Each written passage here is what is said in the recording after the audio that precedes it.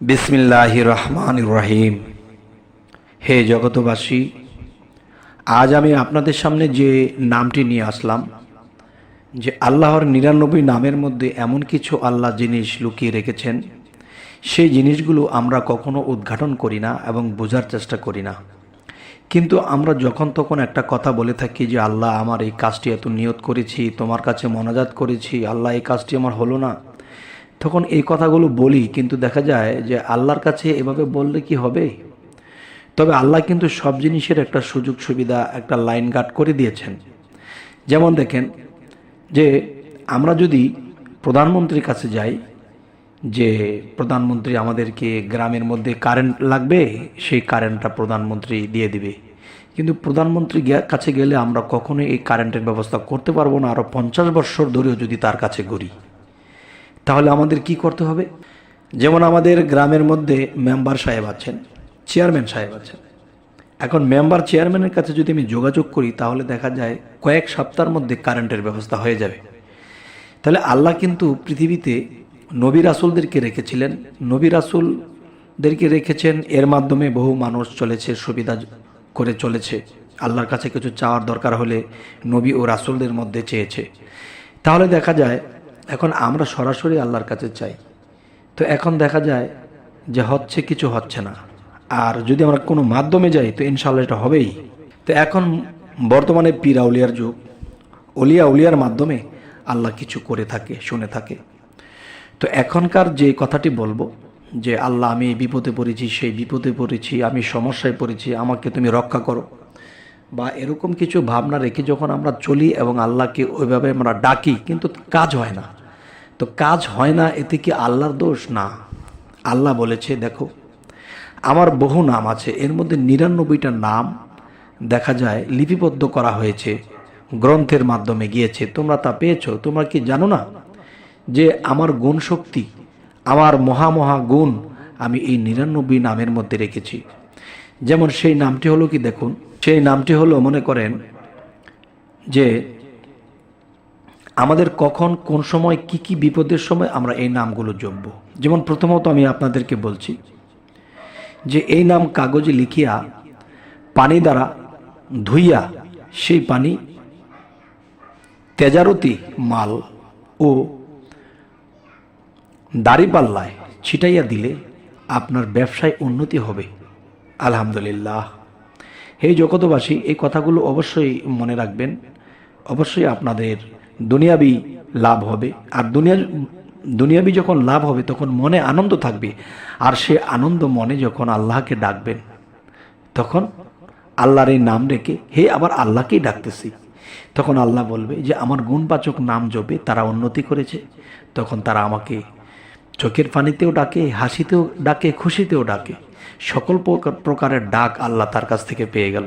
যেমন দ্বিতীয়বারের কাজটি হলো কি, এখন আমি নামটি বলছি, ইয়া হালিমু।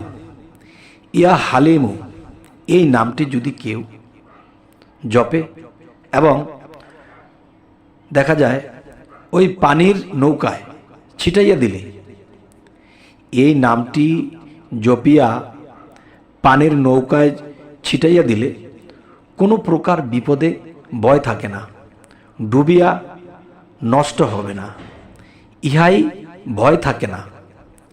দেখা যায় আমরা যখন নৌকাতে চড়ব, এখন দেখা যায় মনে একটা ভয় থাকে যে নৌকা যদি ডুবে যায়, নৌকাটা যদি কোনো সমস্যা হয়ে যায়, তখন এই পানিটা কিছু দেখা যায় ছিটিয়ে দিলে তখন নৌকাটা ডুববে না। আল্লাহর নামের এতই গুণ ক্ষমতা, সুবহানাল্লাহ। যেমন ইয়া হালিমু।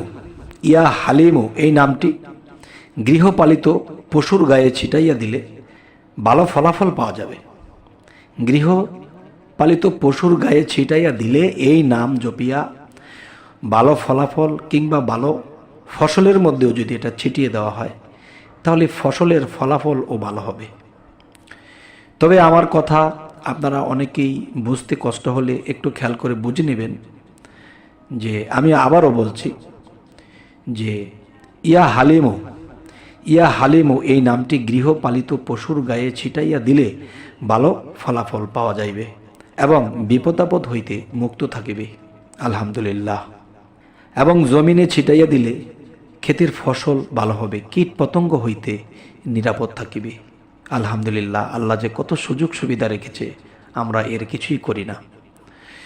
তবে হে জগতবাসী, আল্লাহ আমাদেরকে এই সুযোগ সুবিধাগুলো দিয়েছে, অবশ্যই আমরা এই সুযোগ সুবিধাগুলো নেব। তখন আমাদের কি হবে?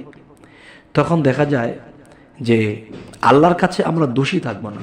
আল্লাহর কাছে চেয়েছি অন্য নামে, আসলে যেই নামে যেটা চেয়ে নিতে হয় সেটা সেই নামেই চাইতে হবে, অন্য নামে দিলে হবে না। যেমন মনে করেন একটা কথার কথা, আমরা যদি বিদ্যুৎ মন্ত্রীর কাছে যাই তাহলে বিদ্যুতের ফয়সালা হতে পারে, পানির মন্ত্রীর কাছে গেলে পানির ফয়সালা হতে পারে, প্রধানমন্ত্রীর কাছে দেশের কোনো মারাত্মক কোনো বড় কোনো সমস্যার সমাধানের জন্য প্রধানমন্ত্রীর কাছে গেলে ব্যবস্থা হতে পারে। তাহলে আল্লাহ কিন্তু এই পৃথিবীতে অলি আউলিয়াদেরকে ছিটিয়ে রেখেছেন। এই বিষয়গুলা 99 নামের মধ্যে এই ক্ষমতাগুলো আল্লাহ দিয়ে রেখেছে। এখন আমার যেই সমস্যা, যখন সেই সমস্যার সমাধান আমরা করে নেব। তবে আরও একটি কথা হলো যে ঘরে যদি কোনো গরিব লোককে দেখেন তারা না খেয়ে থাকে, তারা খুব অসুবিধা বোধ করে, তারা যেন 1000 বার ফজরের নামাজের পরে 1000 বার ইয়া রাজ্জাকু ইয়া রাজ্জাকু এই নামটি জপনা করে। তখন এই নামটি জপনা করতে করতে তার ঘরের মধ্যে রিজিক নেই, কিন্তু রিজিকের ফয়সালা আল্লাহ করে দিচ্ছে।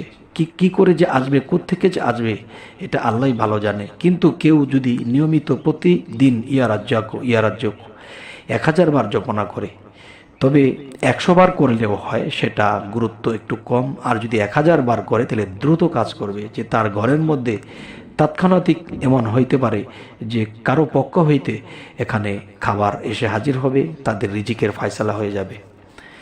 তবে হে জগতবাসী, আরও একটি বিষয় হলো কি, যে আমরা যদি মনে করেন যে শুধু নিজের উপকার নয়, এখানে এরকম অসুবিধার মধ্যে যারা থাকবে তাদেরকেও এই জিনিসটা শিক্ষা দিয়ে দিলে, তারা যদি এটাকে বিশ্বাস করে আবার এবং এভাবে কাজ করে, তো ইনশাল্লাহ সেও কিন্তু উপকৃত হবে এবং আপনার জন্যও দোয়া করবে। তো উপকার করলেন, আল্লাহর কাছে ভালো হলেন, আবার সেই ব্যক্তি উপকার পেল, আবার আপনার জন্য দোয়া করলো। তখন কি হলো? তখন দেখা যায় এই মানুষটি আপনার জন্য প্রাণ খুলে দোয়া করার পর আপনার যে কিছু বিপদ আপদ, আপনার যে কিছু সমস্যা ছিল, এই সমস্যার সমাধান হয়ে যাবে। আল্লাহ কি বলেছে? আমি কারো দোয়া শুনি যদি কেউ অন্তরের অন্তঃস্থ থেকে করে।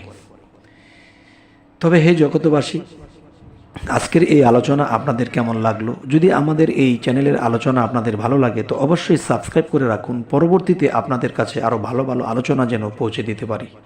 তো সকলে ভালো থাকবেন। আল্লাহ হাফিজ।